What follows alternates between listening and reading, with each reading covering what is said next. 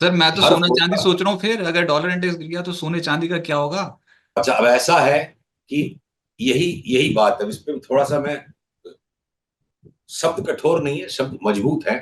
देखिए, शेयर बाजार है जी ये, मोहब्बत में फिर भी बुद्धिमान आदमी क्या पता थोड़ा सफल हो जाए, इतनी बुद्धिमानी कर लेगी, मुंह बंद कर लेगा तो भी काम हो जाएगा। शेयर बाजार में तो मोहब्बत से भी ज्यादा आपको शातिर बनना पड़ेगा। यहाँ आपको अपनी बुद्धि से ऊपर उठना पड़ेगा कि हर आदमी बुद्धिमान है। तो गोल्ड जो है, दो तरीके से बर्ताव करता है गोल्ड। इसको एक हथौड़े के नीचे मार के सपाट कर देना गलत होगा कि डॉलर गिर गया तो गोल्ड भी बढ़ेगा। गोल्ड के दो चरित्र हैं। कभी गोल्ड सुपर करेंसी की तरह बिहेव करता है। सारे करेंसी मार्केट्स में भी जब अविश्वास हो जाता है, ये सेंट्रल बैंक फ्रॉड कर रहा है, वो सेंट्रल बैंक फ्रॉड कर रहा है, सारे सेंट्रल बैंक्स एक दूसरे को अक्यूज करेंगे, तुम मैनिपुलेट कर रहे हो, तुम मैनिपुलेट कर रहे हो, तो पैनिक के अंदर में gold becomes the super currency. और जब एसेट मार्केट्स में पैनिक मचती है, उस टाइम गोल्ड सुपर एसेट की तरह भी बिहेव कर सकता है। तो गोल्ड वास्तव में जितना भी चमकीला है, ये बड़ा बहुरूपिया एसेट है। कभी ये सुपर करेंसी की तरह बिहेव करता है, कभी सुपर एसेट की तरह बिहेव करता है। तो गोल्ड को एकदम सिंप्लीफाइड इक्वेशन ले लेना कि डॉलर गिरेगा तो गोल्ड को भी गिरना पड़ेगा, बढ़ना पड़ेगा, जरूरी नहीं है। बल्कि बेटर बेटर अनुमान में बताऊं क्या है, क्रूड और गोल्ड को उल्टा पकड़ के चलो आप। जब क्रूड बढ़ता है तो गोल्ड घट जाता है, गोल्ड बढ़ता है तो गोल्ड घटता है, तो क्रूड बढ़ जाता है। तो उसमें आपकी गलतियां कम होंगी।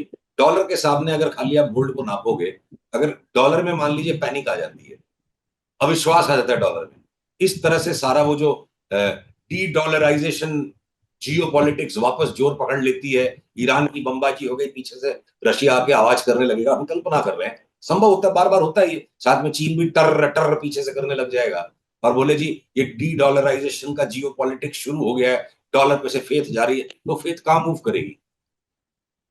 गोल्ड में मूव करेगी। हम्म।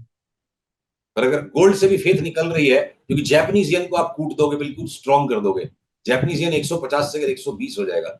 इतनी सिंपल इक्वेशंस नहीं है।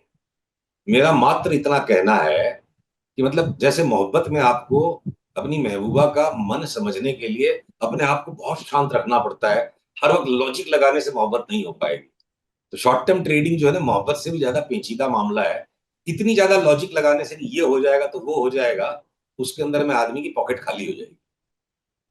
सर अलग अलग सबको मार्क है। सबको सस्ता खरीदना है गोल्ड, आप बता दो अगर इस साल सस्ता होने वाला है गोल्ड तो पहले ही अभी अभी थोड़ा रुक गोल्ड की जाएं, चार्ट अभी को अभी शॉपिंग ना करें। देखिए, बताने से किसी के कुछ नहीं होगा, हम तो क्या ना, देखिए जो फिजिकल कंजम्पशन है, आपके घर की जो जरूरतें हैं, शादी ब्याह है, बच्चों की आगे प्लानिंग है, या आपके जो पर्सनल लाइफ कमिटमेंट से श्रीमती जी को प्रसन्न रखना है, तो वहां भाव मत देखा करो कभी।